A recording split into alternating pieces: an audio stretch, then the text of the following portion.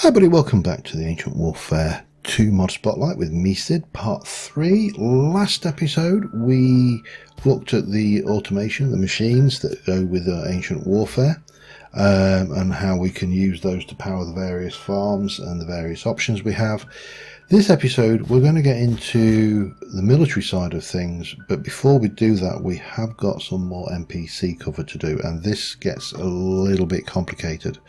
So hopefully I don't foul this up too much. The last time I tried to record this 5 years ago, it took me 4 takes to get this episode or season bit done. So, what have we got? Well, we have got a couple of NPCs. We have got an NPC who is a courier. We make wool, food bundle and ingots. Gives you a courier NPC. And we have got a routing order, which, like grey dye, paper and oak, will give you a routing order. Now you can right click on that and it will show you what's going on here. We can see that it's taking stuff from a crop farm and it's going to put them into a warehouse. What's a warehouse, you say? Well, let me show you before we go on with these guys, because these guys are complicated. Over here we have a very cluttered warehouse, and there are a number of blocks to a warehouse. A warehouse is a powered machine. It's a multi-block storage structure, in that it uses multiple blocks in the actual bounds of the machine to form its behavior, but it's not a multi-block in that you have to put lots of blocks in and then it forms. That's that worked. So to start off with, you're going to need a warehouse control block. Warehouse control block is relatively simple. For some reason I have one chest too many in there, but some wood, paper and oak, really cheap, gives you a warehouse control block. You're also going to need some storage blocks. Now these are very cheap, so I personally think that and that are almost obsolete, but you'll see why in a minute. So small warehouse storage block is here. Oak chest and wood gives you a small storage block. You can't do anything with it, it's just a block, and I really shouldn't have put that down, should I? Come on, break it. I should have got an axe. Axe would have been handy.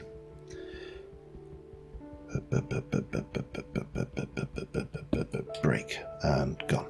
Doesn't matter. Medium warehouse storage block, chest, bit of iron to get a medium warehouse storage block. You'll see what I mean? Why would I do that when a couple of pieces of iron will give me that? But then why would I want to do that when I can go for a large warehouse storage block? I mean, 4 pieces of iron isn't expensive. Moving down here, you have a warehouse stock viewer. It doesn't render in an item frame, so yeah. However, it looks like a little sign, and it's just a sign and some paper. You also have a warehouse crafting station, fairly straightforward block to make, and a warehouse interface, which is again cheap and easy to make. So what you're going to have, if I turn the bounding box on, as you can see that this warehouse crafting block, control block here, is powered. There's a windmill running up there which is powering this, and there's a bounding box. This bounding box can be expanded by either the small or the medium expansions, so you can make a bigger warehouse than this. And in here there are a number of blocks. Now this is, that's a small, these are large, and they're small ones running there as well, and you can see there are items in them. You can actually take things in and out once it's in this position, so I can come out of here. I don't know whether I can do, yeah, I can put them in, that's fine, and they'll work, and that's just a thing. Also in here there are these 2 items which are interface blocks. They have to be within the bounding blocks. Outside of the bounding block, however, is my control block, which has got this. This is, think of this like an AE system or refined storage system, but on the cheap. And it's certainly not as powerful. It's a little bit glitchy in some, sometimes you'll want to go by name, ascending, descending. Personally, I would have the actual item, the default sort order like that, you know, where most of my items are at the top and going down. This is a crafting table. It will work from the items in the system, so I can create a piston, not a problem. I'll stick it in there. That's absolutely fine. It's just going to take stock from in here. The stock viewers allow you to basically filter up to 4 items per sign, and you can just get a view of key items you want to monitor. So, you know, if you want, so you don't have to come in there every time, you can just get them on there. That's all a stock viewer does. Just goes on the side, but you'll notice it is outside of the bounding box, so that's fine. And the interface is an interesting one. So what we've told this interface to do is to always keep 64 cobble, 64 iron, 64 redstone and 64 oak wood in this space here. So we can obviously have up to 9 items. This one has been told to keep 64 planks there. If I were to put a golden carrot in, it vanishes because it's not in the filter. So it's taken and put into the storage. This is the means by which you can interface both NPCs with the system. You can get NPCs to put items into these box items, or you can stick hoppers in and use hoppers or any other form of, you know, pipe. So this is how you would put things into the central system. Well, how the hell does this work? Because this sounds confusing, and it is. It took me a goodly amount of time to work this one out. So we have got a courier. And we've got a routing order. Now I've already mentioned that this routing order has got, if we go out here, you can see that it's got item number 1, this potato farm, item number 2 is this interface, and it's saying take exactly 64 items of potato, ignore damage and tags, out of the crop farm, and put exactly, or anywhere up to 64, doesn't really matter, into that. That's all it does. So we get our courier, we put our courier down, and oh yeah, I went for TFC on that one. I don't know why, I was just picking up names. There we go. Hello. Now a courier has to be given a backpack. Doesn't matter which one you give, but the size will dictate how much you can carry at once. Give him a routing order. He wants a bed, so we'll set the day. And he's off. And he's off. He's he's grabbing potatoes from there. That's finished, so that's fine. And he's gone and put them in there. And he's putting them back, and he's coming back over here. And he's grabbed another stack of potatoes. He's gone back over there. Doesn't get more exciting. Well, it does actually. The next thing is particularly interesting. It's complex, but it's interesting. But he's coming back over here. He's got 2 more whole stacks of potatoes to go. So he's grabbed them. He's off again. Puts them away. Comes back. I'm going to change this back to work mode because I want to demonstrate. So now there's only 28. So he's going to come back over here. He's going to come back and he is going to basically fail to get potatoes because there aren't 64 potatoes there for him to have. Not quite. But now there's 64, so now I'll grab them and take them back. So that's what his take up to order thing. I need to grab him when he comes back here. So come here, you. Give me a routing order and repack. Thank you. So, we'll put you away in there, and we'll take his routing order. So the other things you can do with the routing order, you can say fill minimum, take minimum, fill up to, and there's a hover over, so try to take these amounts from the target. Courier will not take anything if they're already carrying the specified number or more in the backpack. Put any, take any, put except, so this you can try to put all items except the filter, so basically a not gate on that one. So these are all pretty powerful tools, and you can have multiple things going on here. Let us try and do something more complicated. So before we go over here, we have got an auto crafting table. This crafting table is being told to craft oak wood planks. Over here we have another auto crafting table. This crafting table is being told to craft pistons, and it's got some stock. This is a work order, grey dye and whatever, and you click on your work order and you tell it to cycle each point. You can select a point by hitting Z on it. You can go on to tell it where you want the actual things you want. You can give it a certain amount of time per point, whatever you want. That's all a work order does. This is an upkeep order. This one allows you to pick an upkeep point. So over here, for example, with a Z key, and then you can say, I would like you to get 30 minutes worth of upkeep. Whenever you go there, don't keep walking back and getting 5 minutes worth. Get yourself a day's worth of food. Get yourself 2 days worth of food, whatever it may be. It just is a relatively useful tool. So hopefully, if I take my craftsman with his upkeep order and his works order, and we put our craftsman down, the moment he's just going to work at whatever things that was you look familiar.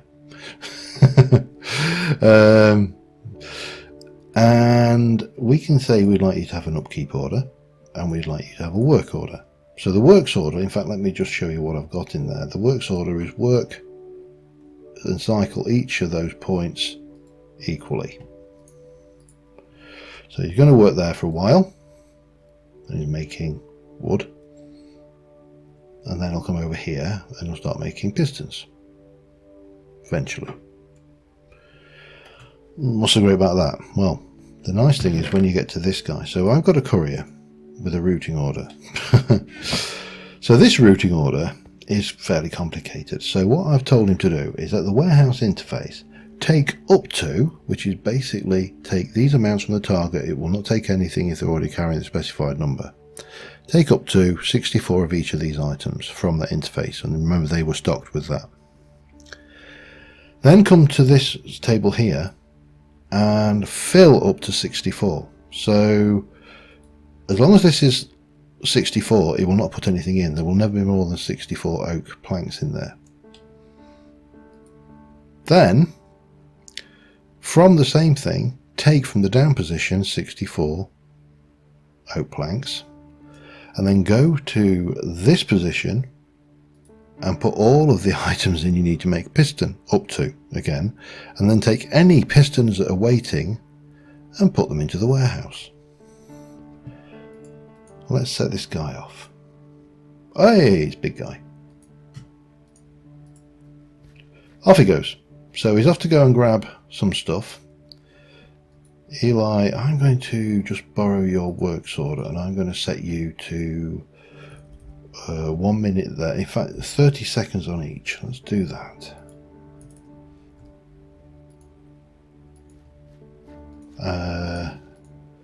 Because I need you to come over. You haven't made any pistons, so you'll notice that's been stocked up. Now I was going to grab his backpack, but you can see, if you can take the backpack off him, you can see what they've got. So what we're waiting for now is you are still making plankies. The problem is you can't always see where they're working. They just kind of stand there and wave their hammer accordingly. But eventually, come on.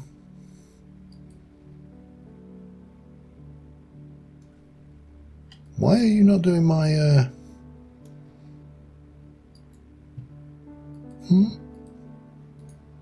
You're annoying me now. This was working when I tested it. It's not taking that. wait for the full timer, find next work, cycle each point. 1 and 1. Wait for the full timer. There you go. Right, let's get you working there. I need you to come over here and do some work for me. Come on. I'm going to wait for him to change positions. I'll be back in a second. Alright, he's gone to get food. He's not picking this one up. The cycling isn't playing nicely at all. He's back. Personally, I think he's just liking the easy work with the logs. They're just easy. There's no reason why you couldn't, for example, use two craftsmen, one per. So, for example, if I were to take that out and repack you, and then go one, oh, you're not going to play, are you? Because I mean, anything. He's gone over there. Let me just repack you over there. But if you place him there, he'll go for this piece of work here and start making pistons. And big guy will come and take it, run off back to this thing. So not perfect still, but I did kind of say in the previous episode that, you know, expect artificial stupidity. They can be glitchy, and this is no exception. I just need to catch this guy when he comes back. Come on, come on. I got you a repack. There you go. Put them away, leave those going. So the last thing we're going to cover before we move on to the military side of things is potentially one of the more powerful blocks in the game, certainly for small, short distances. So this is the mailbox. The mailbox is simple. You've got iron ingots, you've got oak chests, you've got iron ingots, you get a mailbox. And in one mailbox, you select a name and you give it a name and you add the box. The other mailbox, you do the same. Select a name, it's mailbox 2, blah, blah, blah. And then you go select name, so this is mailbox 1, select target, it's going to be mailbox 2, so that's because it's the only choice we've got. Similarly, we've done that. And I can sit there and go 64 full blocks of emeralds. Oh, they've gone. Sent it to mailbox 2. Takes 20 ticks per block travelled, or 60 seconds across dimensions. And over here, it appears in things. Now, you've got auto output. We've got the sides, so we can do bottom is the top. Yeah, all of that stuff. You can make it private so other people can't think. And you can just send items very much. It's a very, very cheap item tesseract. But it has the limitations that it's slow. If we used it on the server, and one of the guys who sent me something that was several thousand blocks away, and I think it took about a day to get there. It takes a while. But the mailbox, nice little tool. Anyway, to the castle. And if we start off over here, we've got a drawbridge. The drawbridge is powered by redstone. I've just done a simple, of course it's simple, it's me, I don't do redstone. I've just done a simple thing to open the drawbridge, and down it comes. It's an incredibly cheap block, but so cool. And then you come to the gates. The gates open up, you can just right click on them. You can right click on the top to close it again, or open it. Once it's moving, you can pass through it. And then you got portcullis. And again, you can walk through that. Now, if we wanted to know how to make those, it's a bit cramped, but it'll do the trick. So, wooden gate vertical open, very cheap. Stone, wood, redstone. Iron gate vertical open, or portcullis as we call it. Stone, iron, redstone, very cheap. The slide open is basically similar kind of recipe, but slightly different layout. Same with the iron. There is also a split open, which is again cheap, and same with iron. Random things, and the drawbridge, incredibly cheap. So these things are actually really easy to go with. So if I come in here and shift in, well, first things, let's just close this. It's a lot easier to do when it's closed. And if I were to come in here and shift and right click, I get the option to repack the gate. There we go. So the first thing you need to do is set the one corner. Z sets the first position. Z, second position. Bang, place it, it's done. That is the structures, the drawbridges. Now there are other elements of structure, nothing in there, but nothing within the scope of these videos because most of it is creative. However, we need to talk about soldiers because you can make combat NPCs. Believe it or not, I didn't put the recipe in. That's amazing. It's 2 gold, a sword, and a food block. How did I miss that? Did I? Back in a second. Right, let's pretend that didn't happen, shall we? Okay, so the combat NPC is a wooden sword, food bundle, and gold. Nice and simple. The combat order is red dye, paper, and birch planks. Gives you a combat order. Very simple. And then these items are here are command battens. So a wooden command batten is that. Then basically you have a stone, iron, gold, and diamond command batten. And they all basically scale up. These things you can't actually craft, but you can get them from NPCs in the game. So wooden shield, stone shield, iron, gold, and diamond. They tend to come pre-damaged, so you're going to have to repair them, but trust me, the structure spawning in this mod is sufficient that you're not going to have a shortage of things to try and kill to get them. There is one downside, they're going to try and kill you back. Spears. Wooden spear. Birch, just basically sticks and planks, gives you a wooden spear, stone spear, iron spear, gold spear, diamond spear.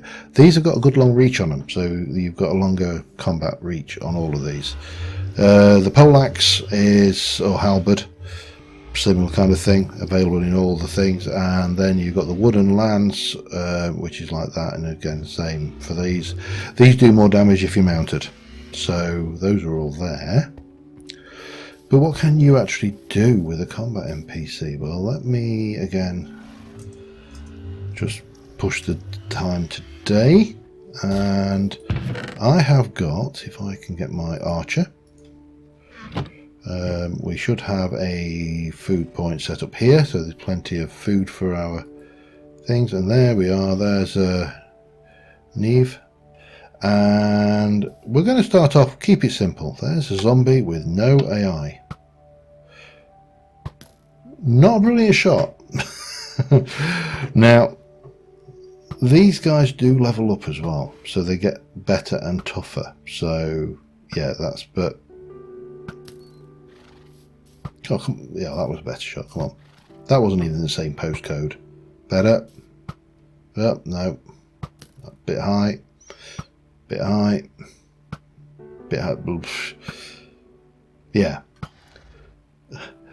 it's a bit unfair because when they're when they're attacking me, they hit me every time. They're like the skeletons. If we bring one with an AI, then you know you've obviously got things. Let's give you a little bit more incentive, shall we? Ow! Oh no! Oh, and now you're burning. Yeah. So you know we can see all of that. Just repack the archer. So that's that beastie. Now let's go with a bog standard soldier. Let's see. Summon a zombie and off they go. In, they're wearing armor, we've got shields, and I'll make sure work of the thing. So again, we've got just iron gear on this. But you can also give them, it's just that, let me, come here, you repack. Enchanted items. So here's C+ with a smite sword. And as you'd expect, short work made. Might as well stay there now. Now there is a third NPC, there's a couple of other NPCs here. The commander basically is a combat NPC given a command rod. And the commander will give you a all of your soldiers a bonus. So you can see we've got, that looks like strength, I would guess. And then we have another item thing here, the medic. A medic is made with an axe on a combat NPC. And there we go, it's Forks, and yeah, Forks and Adara. Most of these skins are, by the way, people I play with on the server. So let's summon a zombie. Didn't really get to do much, did you? Summon a couple of zombies. Still didn't get to do much. Summon a horde of zombies.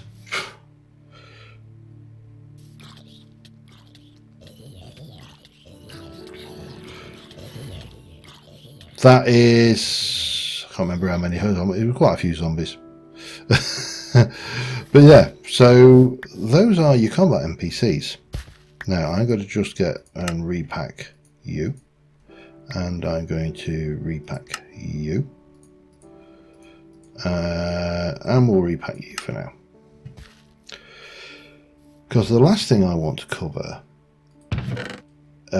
is, let me get the I need a command rod. I haven't got one to hand. Let me just grab one. Diamond. I'm not going to cheap out. So the command rod allows you to actually command your NPCs. So I can select, and if we have a look at the command rod, it's got various things: attack, move, guard, mount, set home, set upkeep. So I can go over here, for example, and I can say that is your upkeep point. I can say come over here and bang. V, I think it was on, let me just double check. V for set home and C for guard. So I could basically, you could tell them to come over there, go there. Oi.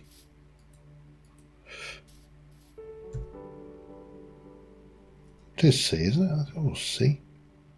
Oh no, V.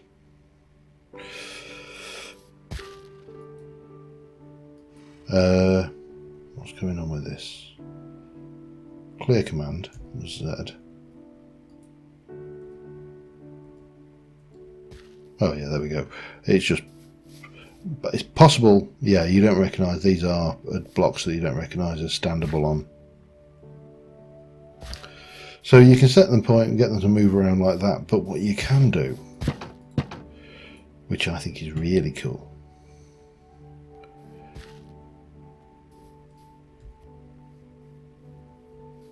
is you can have mounted cavalry. Now they are a little bit awkward to get off. Basically you're going to have to repack and replace. It used to be that once an NPC had been on a horse, you couldn't. That is no longer the case. So that's the NPC side of things. A word of warning, and if you've watched any of my series with this mod in it, whether the old ones or newer ones, you'll know that I build walls where they can't actually get over the wall and jump down.